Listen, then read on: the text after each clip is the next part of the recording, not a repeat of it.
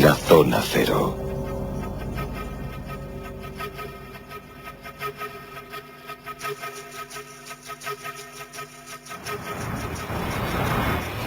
Y bueno, es teóricamente el mejor mago de la historia, ¿no? El mejor mago de la historia, efectivamente. Tiempo para nuestros monográficos Zona Cero, tiempo para Polonio de Tiana, uno de esos personajes enigmáticos, cubiertos ya por el polvo de la historia, el polvo de la cronología humana. Y habíamos prometido hablar de él, largo y tendido, porque este hombre llegó incluso a ser más popular que el propio Jesucristo. Por favor, que nadie se me altere. Esto fue así. Fue un personaje enormemente popular, muy carismático, por sus hazañas, por sus gestas, por sus virtudes. Uno de esos personajes, no sé si clave, pero desde luego sí rotundo. Vamos a hablar de él con Jesús Callejo. ¿Qué tal? Buenas noches. Muy buenas noches. Te veo ya muy en plan turco aquí, con origen griego, ¿eh? Sí, exactamente. Estamos hablando de un personaje curiosísimo. De hecho, Flavio Filóstrato, que es su biógrafo, un biógrafo de 2 siglos después, ¿no?, de que él viviera, ya le comparaba con Pitágoras y con Empédocles. O sea, que estamos hablando de uno de esos personajes, como tú bien decías, más popular que Jesucristo. Ya hemos comentado más de una vez que Jesucristo empieza a ser popular después de muerto, pero en su época realmente a nivel popular no era tan conocido como muchísimos otros magos, utilizando mago en buen sentido de la palabra, que había en su época. Y en este caso, este hombre, Apolonio de Tiana, se considera como uno de los mayores taumaturgos, magos, que ha existido en toda la historia. ¿Por qué?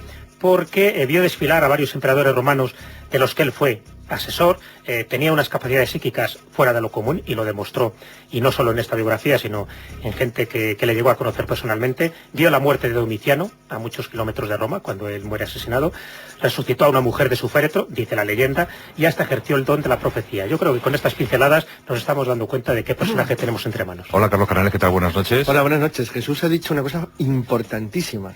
Ahora, al respondértelo, es era más popular que Jesucristo. Y era griego, ¿no? Bueno, sí, claro, era griego. No, eso estaba muy bien visto. Los turcos estaban entonces en Mongolia. No, lo que quiero decir es que no solo era más conocido que él, es que hay algo fundamental. Hay muchas más pruebas de la vida, obra, trabajos y difusión de conocimiento de Apolonio de Tiana que de Jesucristo, pero infinitamente más, porque para sus contemporáneos era una persona notable, notables extremos realmente asombrosos. Bueno, está editado por Gredos, la obra de Filóstrato, se puede comprar en español. Pero Apolonio de Tiana llegó a ser gurú, llegó a tener discípulos. Sí, aunque no lo buscaba. Es decir, más que discípulos, él no creó una escuela y por lo tanto no tuvo seguidores, no pretendía hacer una religión. Es posible que Jesucristo tampoco, pero el hecho cierto es que la religión cristiana sí nació debido a las enseñanzas de Cristo, y Apolonio de Tiana nunca pretendió eso, porque él básicamente era un dotado, era un psíquico, como diríamos ahora, era vidente, era profeta, y además era un hombre de una cultura asombrosa. Jesús ha dicho también que Filóstrato, la primera persona que le comparó es con Pitágoras, y es que él básicamente era un gran matemático. De hecho, actualmente se considera que una gran parte de las alucinantes hazañas que hizo delante de la corte de varios emperadores romanos se pudo deber no solo a su conocimiento de las altas matemáticas, sino probablemente a un buen conocimiento de la física y de la capacidad de conocimiento de los elementos de la naturaleza. Era vegetariano, era una persona muy curiosa.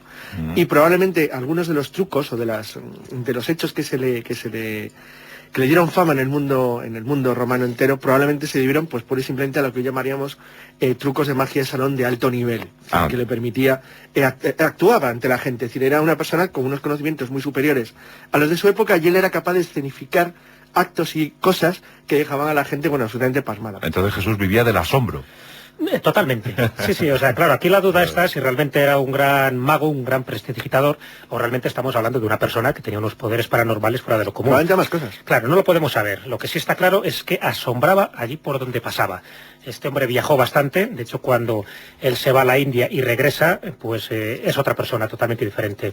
Porque ya no estamos hablando de una serie de poderes más o menos psíquicos que él podía tener y que deslumbraba, ¿no?, a sus coetáneos, sino que él comentaba que había hablado con los superiores desconocidos, es decir, con una serie de personajes no humanos para él, que realmente le transmitieron poderes y saberes ancestrales, y bueno, por supuesto, pues a miles de años luz de la época en la que él le tocó vivir, estamos hablando del año 1, ¿no?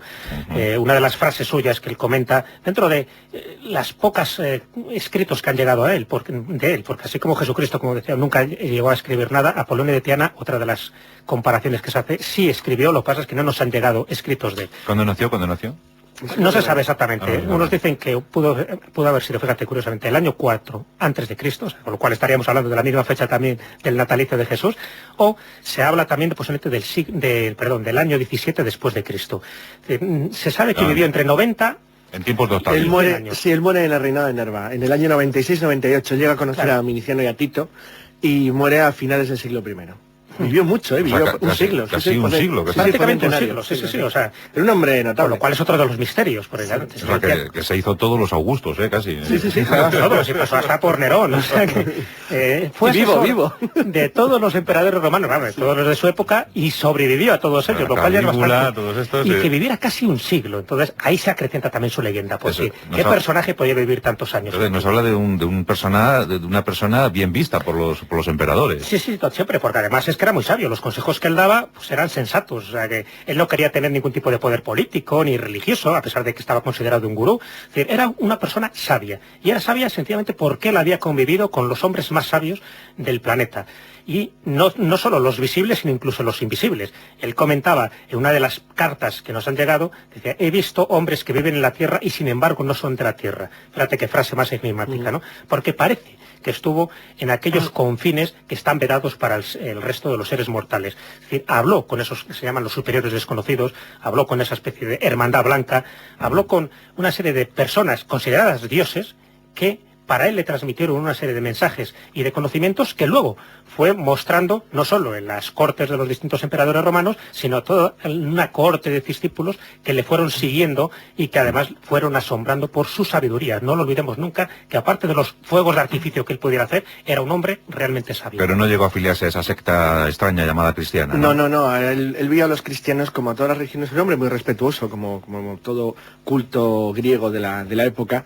Lo que pasa que fíjate que a qué extremo llegó con lo que fue su fama, que se cuenta, dice Dion Casio, que el emperador Alejandro Severo, es decir, unos 60 años después de la muerte de Apolonio, tenía una especie de santuario en el cual él había hecho una especie de pequeño altar con lo que él consideraba ya las tres figuras más señeras de la historia del mundo, desde el punto de vista espiritual, que eran Abraham, Jesucristo y Apolonio de Tiana. Y Orfeo. Es verdad. Y quería comentar una cosa muy importante relativo ya al misterio y al hecho cierto de que las interpretaciones que se hicieron en el siglo XIX, fundamentalmente, por esto es hacia finales del XIX, principios del XX, de la vida de Apolonio de Tiana, son los primeros que lo relacionan con los superiores desconocidos y la leyenda de lo que luego hemos denominado como Agartha y Shambhala. Estuvo en el Tíbet, él fue amigo y colaborador del rey Yarkas, un rey indio de la zona alta de lo que es el Punjab, es decir, de la frontera entre Pakistán y la India. Se sabe que pasó a las montañas del Hindu Kush y que se adentró en lo que es el Tíbet. Es decir, él estuvo en contacto con gentes muy extrañas y muy raras, y él dice que conoció allí a unos maestros, que como ha dicho muy bien Jesús, vivían en la tierra pero no eran de la tierra, que no solamente le enseñaron un saber desconocido y único, sino que además le dieron una misión. Entonces la misión de Apolonio de Tiana es uno de los más fascinantes misterios que existen sobre su vida, porque lo recogen varios bibliógrafos, entre ellos Filóstrato. Y es que le encargaron la misión de esconder determinados tipos de objetos, no sabe con qué razón ni objetivo, que en un momento dado, a lo largo de la historia del tiempo de los hombres, serían descubiertos para hacer pasar a la humanidad a una especie de estado superior. Entonces, esa misión la cumplió a rajatabla, y fue, por decir una manera, la misión de su vida. Tener en cuenta, decir, que él estuvo en contacto siempre con el poder romano al más alto nivel, lo que le permitía viajar y moverse con el imperio con total libertad. Era una persona conocida y respetada. Entonces, una de sus misiones fue esa. ¿Dónde estuvo y qué hizo y dónde lo colocó? No lo sabemos. Pero obviamente lo hizo en el Imperio Romano, con lo cual sabemos que tenían que estar en algún punto de Europa, pero fijaros dónde llegaba, desde el muro de Adriano hasta los confines de Arabia. El hecho cierto es que se tardó mucho por parte de la cultura occidental en hacer una relación clara entre la vida que había llevado en Asia Apolonio de Tiana y lo que fueron las leyendas que luego gente como Roerich, como los grandes pensadores humanistas de principios del siglo XX consideraron acerca de la posible existencia de una especie como de reino mágico, de mundo mágico. Pero no se sabe qué objetos manejó. No. Se sabe que eran talismanes, una serie de talismanes que los dejó en lugares de poder. Bueno, y que serían descubiertos en el momento oportuno. Esa es un poco la misión que le da este misterioso rey Giarchas o Jarchas, que, entre otras cosas, le dice a Apolonio de Tiana cuando penetra en los confines de su reino. Dice, has venido a casa de los hombres que saben todas las cosas. O sea, fíjate todo siempre ese esoterismo que hay alrededor de la vida de Apolonio de Tiana, como un verdadero iniciado, como alguien que llegó a tener estos conocimientos, no por la observación, no por la experimentación, no era un científico como tal, sino por la revelación, es decir, por entrar en contacto con las personas más sabias que había en su época. Y no dejó nada escrito, simplemente sus biógrafos. Sí, dejó cosas. Sí, dejó personas. Dejó, por ejemplo, de lo poco que tenemos de él, son 95 cartas, escribió muchísimas cartas, pero 95 cartas son las que han llegado a nosotros, y sí se sabe que escribió libros, como el libro de los sacrificios, que no nos ha llegado, donde aconsejaba, fíjate qué curioso, no ofrecer a los dioses ningún sacrificio, pues el uso de la razón era el único sacrificio digno de ellos. Esta frase que nos menciona, que supuestamente nos menciona en el libro de los sacrificios, es lo que hizo que Voltaire, por ejemplo, sintiera bastante admiración por Apolonio de Tiana, porque daba un predominio a la razón en una época muy supersticiosa, muy de creencias religiosas, ¿no? Otro de los libros que se le atribuye es el libro de la adivinación, 4 volúmenes escritos tras su viaje a la India, de los cuales no se conserva ni uno. Y otras obras también que se le atribuye es una vida de Pitágoras, fíjate, Pitágoras posiblemente sería la mejor biografía de Pitágoras que se conservaría si hubiera llegado a nosotros, que no ha llegado. También dicen que escribió un testamento filosófico y un himno a la memoria.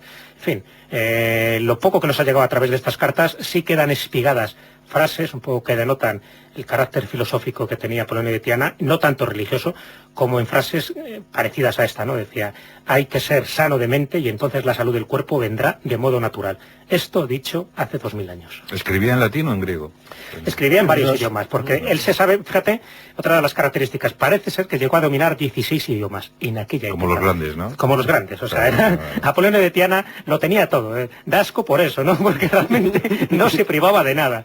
Entonces se sabe que escribía en todo tipo de idiomas, latín, el griego, en fin, incluso sabe que sabía sánscrito, pero porque tenía esa facilidad para los conocimientos y la facilidad para transmitirlos. Y encima, si además era un prestidigitador, pues ya ni te cuento, ¿no?, que se le cayera la baba a todo el mundo que acudía a sus Bueno, de hecho, le molestaba mucho a la gente. El pecunio venía por el asunto mágico, ¿no? Sí, exactamente, era por donde ganaba dinero y bueno, sobre todo porque el dinero lo daban casi todos los emperadores de los que él fue asesor en algún momento dado, ¿no?